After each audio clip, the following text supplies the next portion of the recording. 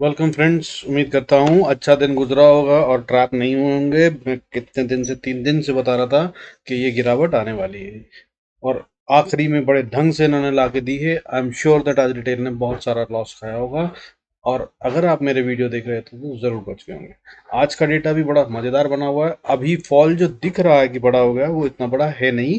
अभी इसमें और गेम होना है और अभी तक जो बैंक निफ्टी में डर लग रहा था अब वो निफ्टी कमज़ोर होता नज़र आ रहा है। उम्मीद ये थी सभी ट्रेडरों को कि निफ्टी में ऊपर जाने के लिए काफ़ी जगह खाली पड़ी है, तो निफ्टी शायद ऊपर जाएगा और बैंक निफ्टी नहीं जाएगा, क्योंकि बैंक निफ्टी ने अपने ऑल टाइम हाई को छू लिया था। लेकिन अब गेम पलटती हुई नजर आ रही है। निफ्टी कल के लिए या कल से वीक होता हुआ नजर आ सकता है और अभी तक बैंक निफ्टी में है तो डेटा कमजोर ही, लेकिन इतना भी नहीं। आइए समझने की कोशिश करते हैं क्या है। Let's start the video. Before we start I request to go to the disclaimer. जरूरत हो तो वीडियो को पॉज कर पढ़ें। अब देखिए आज फिर से DIS सेलिंग में आ गए और इन्होंने सेलिंग बढ़ा दी। अभी तक ये छोटी क्वांटिटी में कर रहे थे। 15 तारीख वाली स्टोरी मैंने बताई थी, FIS 15 तारीख तक खरीदते हैं और उसके बाद बेचते हैं। तो आज 16 तारीख थी और FIIs ने, फॉरेन इंस्टीट्यूशनल इन्वेस्टर ने, आज फिर बाइंग करी और 1400 करोड़ की। That's a serious buying. ठीक है, 1000 करोड़ से ऊपर की बाइंग एक सीरियस बाइंग मानी जाती है। इन्होंने करी तो इसके बाद DIS ने शायद पूरा दिन इंतजार करा। इनको भी शायद वो पता था जो मैं आपसे कह रहा था कि 15 तारीख के बाद ये बेचते हैं, लेकिन ये 16 तारीख शुरू हो गई, इन्होंने नहीं बेचा। इन्होंने पूरा दिन इंतजार करा इसी उम्मीद में कि ये बेचेंगे बेचेंगे बेचेंगे, अगर बेचेंगे तो ये खरीदते। लेकिन जब इन्होंने नहीं बेचा तो मार्केट को आखिरी में DIIS की सेलिंग ने शायद गिरा दिया। मैं ऐसा समझ रहा हूँ, गेम बाकी कुछ भी हो सकता है, but the data says this. ठीक है, अब आगे देखें। DIS का मंथली डेटा 4695 करोड़ का सेल ऑफ हो गया है और अगर FIIs की बात करें तो 16,370 करोड़ का बाय ऑफ है फॉरेन इंस्टीट्यूशनल इन्वेस्टर्स का, जिसका मतलब अब ये सीरियस बाइंग में आ गए हैं। 15,000 करोड़ के ऊपर की बाइंग कर कर बैठे हैं 15 तारीख के बाद भी।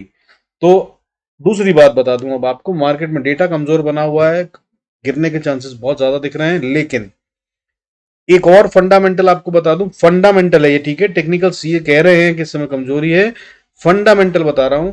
FIIs जब भी सीरियस बाइंग कर रहे होते हैं तो मार्केट्स कभी नहीं गिरती हैं। वो पहले गिरा लेते हैं और फिर बाइंग करते हैं और फिर उनकी बाइंग दिखने लगती है। जब बाइंग दिखने लगती है तब मार्केट्स नहीं गिरती हैं। So that's the hitch. ठीक है, अब अगर बात करें तो आज भी जो हुआ वो खेल था। खेल कैसे था देखिए, आज जो निफ्टी टूटा उसमें 76 से ज्यादा पॉइंट तो जो थे वो HDFC, रिलायंस और HDFC बैंक से टूटे हैं। बाकी टोटल गिरावट नहीं थी। स्मॉल कैप मिड कैप बढ़ते हुए नजर आए और अच्छी बाइंग हुई।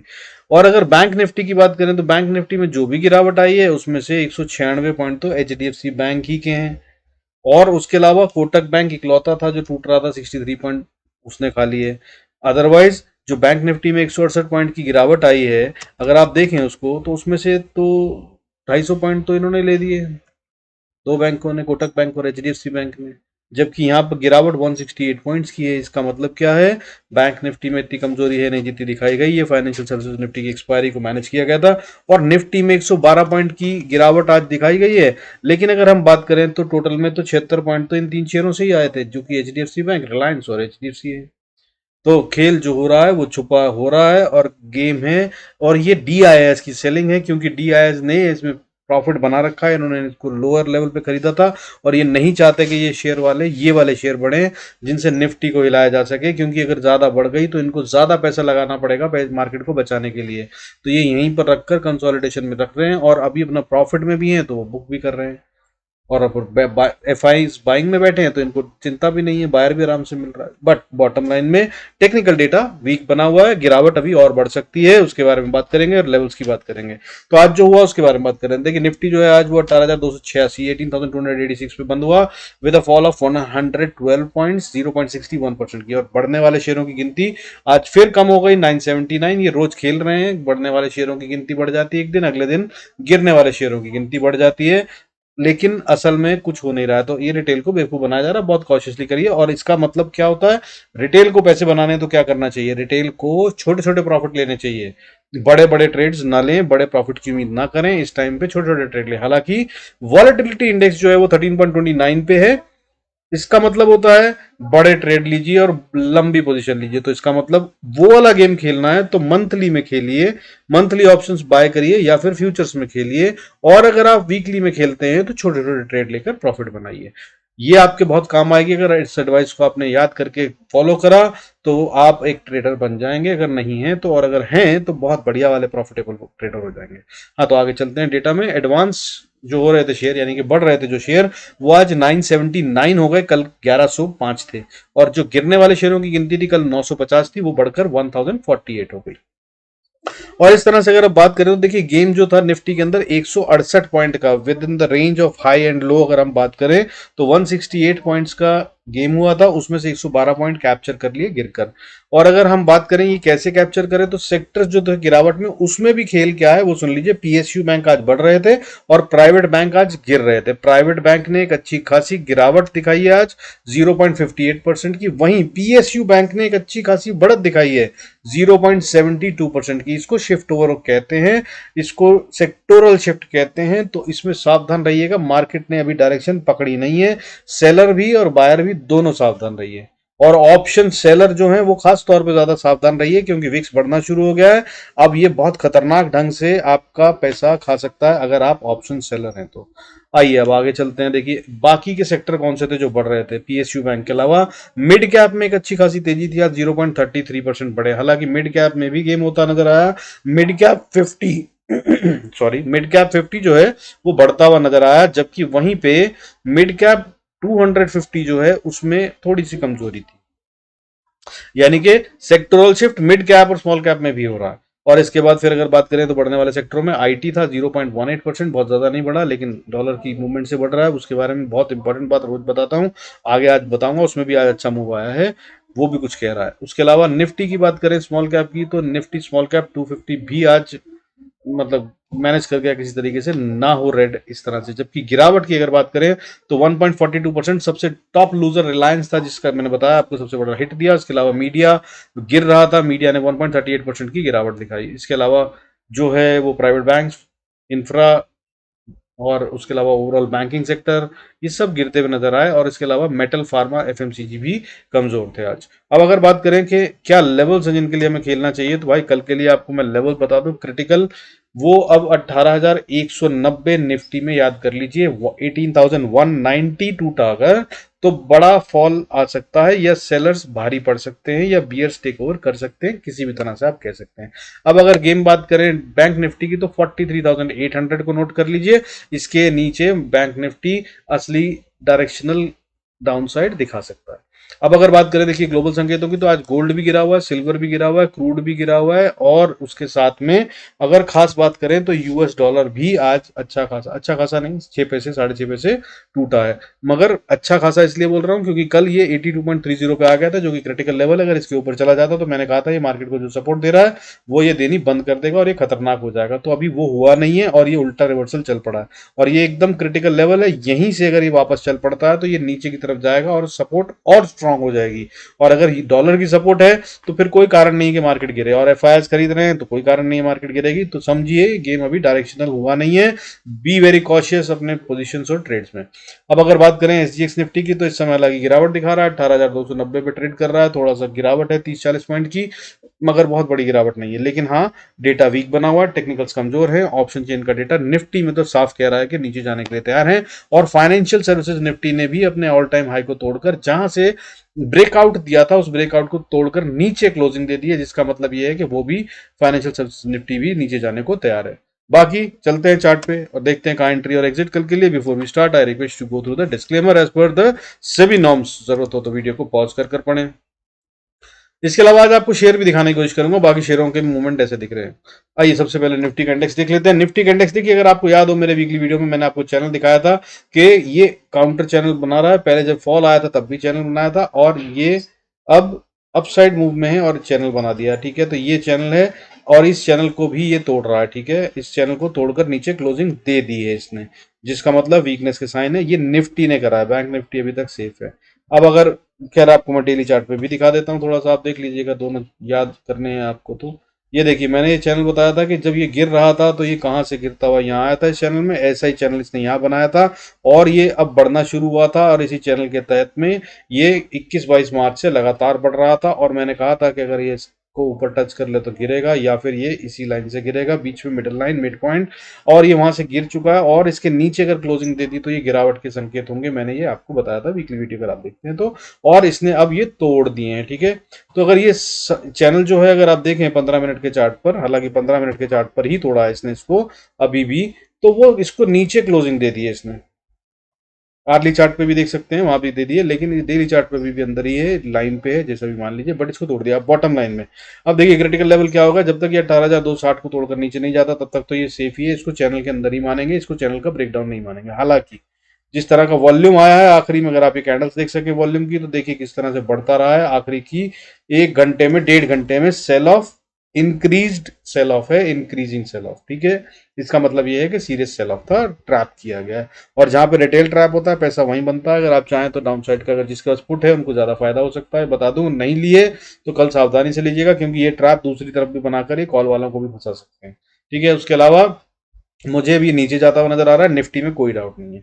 लेवल्स आप नोट कर लीजिए। वॉर जोन बताया था मैंने वीकली वीडियो में, देखिए इसने उसको भी ब्रीच कर दिया है, वहीं पे वॉर हुई, काफी टाइम बिताया, फाइनली गिर गया है।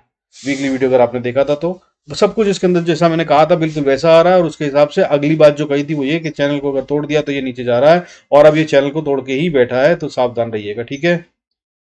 अब लेवल्स, अगर निफ्टी को अगर ऊपर जाना है तो सबसे पहला लेवल 18,320-30 का है, इसको पार करेगा तभी बाय करिएगा, नहीं तो बाय का सोचिएगा भी मत, चाहे गैप डाउन हो चाहे यहीं पे खुल जाए, ठीक है, दोनों तरह से बोल रहा हूं। अब बाकी के लेवल फिर बता रहा हूं, उन पे नोट कर लीजिए। अगला लेवल जो है रेजिस्टेंस का, अगर ऊपर जाता है तो 340 पे आ जाता है, छोटा सा लेवल है, और उसके बाद फिर से अब क्रिटिकल एरिया हो जाएगा 18,398 400 का, 380 से 400 का एरिया, यहां से पार जाना आसान नहीं होगा निफ्टी के लिए अब, क्योंकि ये पैसा खेला गया है, यानी कि जिसने पैसा लगाया था वो ऊपर ले गया था, और फिर उसके बाद किसी ने उसको गिराया है तो उससे ज्यादा पैसा लगाकर मार्केट को गिराकर नीचे ले आया है। और ये वो जोन है जहां पर फाइट हुई थी। तो 18,400 के पास जरूर अपना प्रॉफिट बुक कर लीजिएगा अगर आप बाय साइड में बैठे हो। हालांकि इसको अगर पार कर जाए तो अगली इंपॉर्टेंट क्रिटिकल रेजिस्टेंस 18,478 है, और अब मुझे ये इस हफ्ते पार होती हुई नजर नहीं आ रही है, इसको नोट करके रखिएगा। हालांकि अगर जरूरत हुई तो इसके ऊपर के लेवल्स बताऊंगा तो वो आप हैरान हो जाएंगे, 18,700-800 तक आ जाते हैं। अगर हुआ तो बहुत मोटा पैसा लगेगा, तो कोई लगा रहा है तभी होगा। और मैंने कहा था वीकली वीडियो में भी, ये तभी हो सकता है अगर एफआईएस बाय करें, और एफआईएस अभी बाय कर रहे हैं, इसलिए बोल रहा हूं कि there is an possibility that it might happen. So but जब होगा तब होगा, अभी फिलहाल नहीं दिख रहा है। अब नीचे के लेवल नोट कर लीजिए। अगर निफ्टी को नीचे आना है तो 18,260 जैसा कि बताया, अगर इसको तोड़ दे तो फिर अगली सपोर्ट जो आती है वो 18,190 पे आती है, 190 पे। और ये इंपॉर्टेंट लेवल है, ये आसानी से टूटेगा नहीं, यहाँ पहुंचा तो रुकेगा, थोड़ा साइडवेज जाएगा, कंसोलिडेशन डिस्ट्रीब्यूशन होगा, और उसके बाद नीचे आएगा। और अगर इसको तोड़ दिया तो फिर 18,099 18,100 मान लीजिए। उसके बाद इसको तोड़ के 20 पॉइंट यहाँ पे जरूर छोड़ दीजिएगा। ये 18,120 से 18,080 के बीच तक आकर रुक सकता है। और अगर इसको तोड़ दिया तो फिर 18,043 पे एक इंपॉर्टेंट और क्रिटिकल सपोर्ट है, इसको इसे ब्रीच नहीं करना चाहिए, लेकिन अगर इसको ब्रीच कर दिया तो फिर सीधा 17,857 है, उसके लिए गेम कर लीजिएगा। एक अच्छी गिरावट और आती हुई नजर आएगी। हालांकि अगर यहां तक आ गया तो इसके बाद और भी आगे आएगा। Remember what I tell you in weekly videos, भाई साहब 17,100 पे गैप है और 42,000 के पास बैंक निफ्टी में गैप है, सो वो सब होता हुआ नजर आ सकता है, बट कल के लिए भी यही लेवल बहुत होंगे। आइए बैंक निफ्टी की बात कर लेते हैं। देखिए बैंक निफ्टी की भी अगर हम बात करें तो बैंक निफ्टी ने जो पैटर्न बनाया है, मुझे इसमें एम नजर आ रहा है, अगर आप देख पाए तो बहुत बढ़िया, और अगर नहीं तो आपको मैं दूसरी चीजें भी दिखा दूंगा। दूसरा मैं आपको 20 SMA का फंडा बताता हूँ, उसके नीचे 15 मिनट पे, इसका मतलब कल ओपनिंग में नीचे की तरफ दिख रहे हैं, और उसके बाद क्या होगा वो कल का डेटा बनेगा। मगर बैंक निफ्टी में भी डेटा न्यूट्रल ऑप्शन चेन का बना हुआ है, ये किसी भी तरफ जा सकता है, इसने अभी तक क्लियर साइंस ऑफ फॉल नहीं दिए हैं, ठीक है। और ये इसका कारण हो सकता है कि आज फाइनेंशियल सर्विसेज निफ्टी की एक्सपायरी थी, जिसकी वजह से इसने क्लियर गेम ना दी हो, या फिर फाइनेंशियल सर्विसेज निफ्टी की एक्सपायरी थी, उसी को मैनेज करने के लिए इसको यहाँ तक लाया गया हो, और ये वापस ऊपर जाना चाहता हो। तो इसको देखिएगा, कल इसमें गेम छुपा हुआ हो सकता है, और ये थर्सडे को भी हो सकता है खुले। कल ऐसे ही साइडवेज रखकर मार्केट को, रिटेल को फिर ट्रैप किया जाए, और उसके बाद असली गेम थर्सडे को आता हुआ नजर आए। सो बी वेरी केयरफुल। हालांकि वेडनेसडे जनरली एक अच्छा दिन होता है, ऊपर नीचे करता है ऑप्शंस के अंदर। अगर आप ऑप्शन बायर है तो मैं सेल के ट्रेड से बचकर ऑप्शन बाइंग के ट्रेड ढूंढता हूं वेडनेसडे को। चलिए आगे चलते हैं और लेवल्स देख लेते हैं। अगर अब लेवल्स की बात करें, बैंक निफ्टी को अगर ऊपर जाना है तो छोटी सी बात है, नीचे की सपोर्ट को इंपॉर्टेंट मानते हुए पहले उसे नोट कर लीजिए। एक इंपॉर्टेंट लेवल है 43,850, इसको ना तोड़े तो अच्छा है, तभी बाय का सोचिएगा। अगर इसको तोड़ दे तो फिर बस बाय का सोचिएगा मत। हालांकि बाय के ट्रेड से बचने की कोशिश कीजिएगा। कल मैं बाय के ट्रेड में नहीं हूं। बैंक निफ्टी हालांकि कमजोर नहीं हुआ, पर मैं फिर भी बाय के ट्रेड्स इग्नोर करने की कोशिश करूंगा। अब अगर ऊपर जाना है तो सबसे पहली इंपॉर्टेंट रेजिस्टेंस पार करनी होगी 43,920 की, और अगर इसको पार कर लिया तो फिर एक इंपॉर्टेंट रेजिस्टेंस 44,30-40 पे आती है। इनफैक्ट 44,070-80 को अगर पार करे तभी सोचिएगा, और रुक जाए वहां पर। ऐसा नहीं कि छू लिया और बाहर आ गया तो फंस जाएंगे। अगर इसको पार कर ले तभी सोचिएगा बाय की, और अगर इसको पार कर ले तो फिर 44,140, और अगर इसको पार कर लिया तब असली बाइंग आएगी, तब आप पोजिशनल बाइंग का सोचिएगा। अदरवाइज ये यहीं से पलटेगा, अपने प्रॉफिट बुक कर लीजिएगा। अगर आप किसी तरह से राइड भी कर रहे हैं, और इंतजार कीजिएगा अगर इसके ऊपर जाए तो आप इसके अंदर नई पोजीशन बनाएगा। अब नीचे की बात कर लेते हैं। नीचे के अंदर जैसा कि मैंने बताया सबसे इंपॉर्टेंट लेवल 43,840, इसको अगर पार करके नीचे आया तो फिर अगली सपोर्ट 800 पे, और ये भी काफी क्रिटिकल और इंपॉर्टेंट स्ट्रॉन्ग सपोर्ट है। लेकिन अगर इसको तोड़ दिया तो बॉस फिर इंपॉर्टेंट एरिया प्रॉफिट बुकिंग शुरू हो जाएगी, जहां पर वो है 43,752। जिन्होंने भी इसको राइड करा यहाँ तक, फिर उसके बाद वो यहाँ से निकल जाएंगे। जो भी बुल्स थे वो यहाँ पर बचाने की कोशिश नहीं करेंगे, क्योंकि अगर उनको बचाना है तो इस लेवल से पहले ही बचाना होगा, नहीं तो फिर ये वाली लेवल को वो अपना प्रॉफिट बुक कर कर बाहर निकलने की कोशिश करेंगे। यहाँ पर पहले भी एक बार फाइट हो चुकी है। और अगर इसको तोड़ दिया तो फिर अगली सपोर्ट जो आती नजर आ रही है वो 43,660-70 के आसपास आती है। और यहां पर अगर बैंक निफ्टी नहीं रुका तो समझ लीजिएगा बुल्स गेम से बाहर हो चुके हैं और बियर्स ने पूरा चार्ज ले लिया है। लास्ट टाइम जब फाइट हुई थी तो ये पॉइंट से बुल्स ने टेक ओवर किया था, और यहां से अगर नीचे चले गए तो इसका मतलब ये है कि बुल्स अब इंटरेस्टेड भी नहीं है यहां पर दोबारा से उठाने के लिए मार्केट को। बुल्स बाहर कहां हो जाएंगे? बाहर हो जाएंगे 43,800 से 750 के बीच में। लेकिन अगर वो फिर से नया गेम बनाना चाहते हैं, bulls are interested in any game, then they should come back 43,650-60 के आसपास। अगर वो यहाँ पे नहीं आए तो इसका मतलब बुल्स इंटरेस्टेड ही नहीं है। अगला लेवल जिसपे वो इंटरेस्टेड हो सकते हैं या पैसा लग सकता है फिर वो होगा 43,400, और यहां तक बैंक निफ्टी सीधा ट्रेवल कर सकता है अगर नीचे आया तो। और उसके बाद फिर 43,200, और उसके बाद फिर 42,809, और उसके बाद 42,570। ये सारे लेवल्स कल आते हुए नजर आ सकते हैं अगर फॉल आता है तो। और सिर्फ स्टॉप लॉस ट्रेल कीजिएगा अगर आप सेल के ट्रेड में या पुट के ट्रेड में बैठे हो, तो बहुत अच्छा प्रॉफिट हो सकता है। फॉल्स में बहुत अच्छा प्रॉफिट आता है। With this I conclude. नहीं नहीं, अच्छा मैंने कहा था शेयर भी दिखाऊंगा। चलिए आइए आपको टॉप के शेयर्स दिखाता हूं जो मार्केट ड्राइवर्स होते हैं, जो मैं देखता हूं। देखिए शॉर्टकट में दिखा देता हूं। रिलायंस के अंदर देखिए अच्छा खासा पैटर्न, एम पैटर्न आपको अगर दिख रहा हो, ये आर्ली चार्ट है, दिख रहा है ये नीचे है, और ये अपने पॉइंट पे सपोर्ट ले रहा है 2450। अगर इसको तोड़ के नीचे ट्रेड करता है तो ये एक अच्छी गिरावट और दिखा सकता है। अभी पहले 2500 से टूटकर 50 रुपए टूट चुका है। अनदर 50 से 100 रुपए की गिरावट ही कल दिखा सकता है, नजर रखिएगा। बैंक निफ्टी सॉरी रिलायंस के बाद अगर एचडीएफसी की बात करूं, एचडीएफसी मतलब HDFC, not the HDFC bank. तो एचडीएफसी बैंक तो एचडीएफसी तो बहुत कमजोर दिख रहा है। एचडीएफसी सिंपल बात कर रहा हूं, हाउसिंग डेवलपमेंट फाइनेंस कारपोरेशन की, ठीक है। इसने गैप डाउन करा, गैप डाउन के बाद ये 15 मिनट का चार्ट है इसका, और उसके बाद लगातार नीचे गिरता चला गया। और आखिरी में देखिए इसका ट्रेंड ऑफ सेलिंग जो है, पहली कैंडल, दूसरी कैंडल, तीसरी कैंडल, चौथी कैंडल, 15 मिनट की एक कैंडल है ये, 4 कैंडल, यानी कि 1 घंटा आखिरी का इसने सिर्फ बढ़िया से सेल ऑफ हुआ है। रिलायंस में तो 4 घंटे से सेल ऑफ चल रहा है अगर देखें, लेकिन आखिरी कैंडल में थोड़ी सी बाइंग दिख रही है, इसलिए उसको नहीं मान रहे, बट यहाँ पे क्लियर है। अगर इसके बाद बात करें टीसीएस, बड़ा heavy weight of IT and Nifty, तो साहब देखिए इसमें भी कमजोरी है। ये अपनी एक इंपॉर्टेंट सपोर्ट पे बैठा है। अगर इसने 3250 को तोड़ दिया तो ये और नीचे जाता नजर आएगा। सेल का अच्छा ट्रेड ले सकते हैं। अगर आप टारगेट चाहते हैं तो अगला टेवर 3250 के नीचे 3244, ये फ्यूचर में भी खेला जा सकता है, बहुत अच्छी ट्रेडिंग होती है इसमें। और इसके नीचे अगला लेवल 32,225 के आसपास आता है। यहां तक तो ये आ सकता है आसानी से, और अगर इसको भी तोड़ दिया तो उसके आगे अगर आप पोजिशनल खेलते हैं तो फिर 3194 के लिए भी खेल सकते हैं। 3194-95 तक ये जा सकता है अभी आने वाले कुछ समय में। बाकी डॉलर से लिंक है इसका, मैंने कई बार वीडियोस में समझाया, पुराने वीडियोस अगर आप देखते हैं तो जोड़ लीजिएगा। डॉलर की बढ़त और घट के साथ इसके अंदर मूवमेंट्स आती हुई नजर आएंगे। अब बात करें इन्फोसिस की, अनदर हैवीवेट, तो अनदर हैवीवेट जो है ये काफी टाइम से साइडलाइन चल रहा है, और अब लग रहा है कि ये गिरावट के लिए तैयार है। इसको अगर आप ट्रेड करना चाहें तो एक इंपॉर्टेंट लेवल 1260 के नीचे अगर ये 10 से 15 मिनट ट्रेड कर ले, ठीक है, तो अगली 15 मिनट की कैंडल देख लीजिएगा इसकी कि क्या कर रही है। अगर 15 मतलब समझे ना आप क्या कह रहा हूँ, सिंपल भाषा में बता रहा हूँ, 1260 के नीचे आया, उसके बाद जब आके इसने क्लोज कर दी कैंडल 1260 में, 15 मिनट की कैंडल कम से कम देखिएगा। 1260 की कैंडल 1260 के नीचे ट्रेड कर रहा है, मान लीजिए 1259 पे, और अगर 1259 पे ट्रेड कर रहा है तो उस कैंडल को नजर बना के रखिएगा। अगर उस कैंडल ने, नेक्स्ट कैंडल ने, इमीडिएट ने 15 मिनट की पिछली कैंडल को पार नहीं किया, यानी कि 1260 के ऊपर नहीं आया और उस बराबर की बाइंग नहीं आई, तो ये फिर टूटने के लिए रेडी है। और ये अगले करीब 7-8 घंटे में, यानी कि कल की बात कर रहा हूं, ठीक से टूटते हुए पहला टारगेट 1250, 1254, अगला टारगेट 1240, और उससे अगला टारगेट 1230, और अगर उसको भी पार कर गया तो 1270 तक, 1217 तक, सॉरी 1217 तक ये आता हुआ नजर आ सकता है। हालांकि जहां ये टाइम बिताएगा अगर गिरने आया तो वो होगा एरिया 1240 से 50 का। अगर आप छोटे में सिर्फ इंट्राडे खेलना चाहते हैं तो इस लेवल को देखकर अपने प्रॉफिट्स को बुक करने की कोशिश करिएगा, अगर ये यहाँ पर रुकता है तो।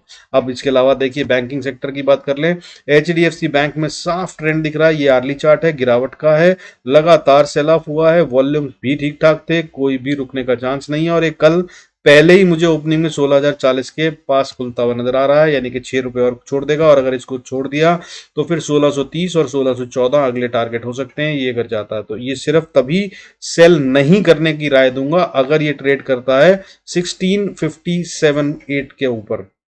1660 मान लीजिए, जब 1660 के ऊपर ट्रेड करे तभी इसको बाय करने की सोचिएगा, वरना मत करिएगा, वरना ये गिरता नजर आएगा। ICICI बैंक की बताऊं तो अभी ये फिलहाल गिरावट में आ चुका है, क्लियर कट है कि ये अभी फिलहाल बढ़ने नहीं वाला है, कम से कम कल के पहले हाफ में ये कमजोर नजर आएगा। अभी ये 946 पे है, और अगर इसको सेल किया जाए तो 939 का टारगेट हो सकता है, और अगर इसको तोड़ दिया है तो 932 तक ट्रेड कर सकता है ये, और उसके बाद फिर 926 एक इंपॉर्टेंट लेवल है, 926 से 928 के बीच में सपोर्ट अगर लेता है तो बहुत अच्छी बात है, नहीं तो ये एक और उसके आगे बड़ा वाला फॉल दिखा सकता है। अगले वीडियो में बता सकता हूँ, कभी जरूरत होगी तो बताऊंगा। अभी फिलहाल उसके अलावा SBI देख लीजिए, स्टेट बैंक ऑफ इंडिया को भी बेचने की कोशिश मत कीजिएगा, हालांकि इसने जो पैटर्न बनाया है वो ट्यूजर टॉप जैसा दिखा रहा है, लेकिन ये अभी बना नहीं है। अगर ये तोड़ दे लेवल, दैट इज 583, नहीं 580 मान के चलिए, 580 का लेवल अगर तोड़ के नीचे ट्रेड करेगा तो ये और गिरावट दिखा सकता है, वरना ये 580 से वापस बाउंस बैक करता नजर आएगा अगर इसमें कल कोई गिरावट आती भी है तो। और अगर अब बात करें एक्सिस बैंक की, तो एक्सिस बैंक इस समय पे एक बहुत इंपॉर्टेंट सपोर्ट पे है, 914 से 910 का एरिया एक अच्छी सपोर्ट है, लेकिन अगर इसको तोड़ दिया तो एक छोटा सा पैटर्न बना देगा, जिसका मतलब ये है कि अगला टारगेट बहुत खूबसूरती से नीचे की तरफ में 896 का होगा, उस पर ट्रेड कर लिएगा, बहुत बढ़िया फायदा देगा। और 896 को अगर ये बचा गया तो ठीक, नहीं तो फिर ये अगला टारगेट जो दे रहा है वो 877 का दे रहा है, और उसके बाद 866 का दे रहा है, और कहीं अगर 2-3 दिन के अंदर 866 को ये नहीं बचा पाया तो 850 को भी तोड़ देगा ये। उसके बाद बाइंग का एरिया, अगर आप इन्वेस्टर हैं तो 812-14 के आसपास कोशिश करिएगा इसमें थोड़ी बहुत बाइंग करने की, अदरवाइज इससे पहले बाइंग मत कीजिएगा। इसके अलावा अगर फाइनेंशियल सर्विसेज निफ्टी की एक्सपायरी, निफ्टी फाइनेंशियल सर्विसेज की बात करूं तो साहब देखिए, आप बजाज फाइनेंस पे भी नजर रख सकते हैं। बजाज फाइनेंस में भी एक पैटर्न बना नहीं है, बनता नजर आ रहा है, और ये अभी गिरेगा नहीं, लेकिन थोड़े टाइम बाद गिरता नजर आ सकता है, इसमें बाय से बचिएगा। और इसका लेवल नोट करना है अगर आपको, तो मेरे हिसाब से ये 6740 के नीचे ट्रेड करे तो ये वीकनेस के साइन देगा, लेकिन वहां से ये गिरेगा कि नहीं गिरेगा वो भी ये क्लियर नहीं है, क्योंकि वहां पर किस तरह का पैसा लगा और कितनी कंसोलिडेशन या कितनी डिस्ट्रीब्यूशन हुई है उसके हिसाब से पता चलता है, अभी इसने वो बनाया नहीं है। ठीक है, with this I conclude this video, hope फायदा हो रहा है, अगर हो रहा है तो यार सब्सक्राइब करें, लाइक का बटन दबा दिया करें, मुझे बहुत अच्छा लगता है, मुझे समझ में आता है कि मैं ठीक काम कर रहा हूं और मेरे को सेटिस्फैक्शन मिलता है। With this I conclude this video, thanks so much for staying connected, God bless us all, see you in next video.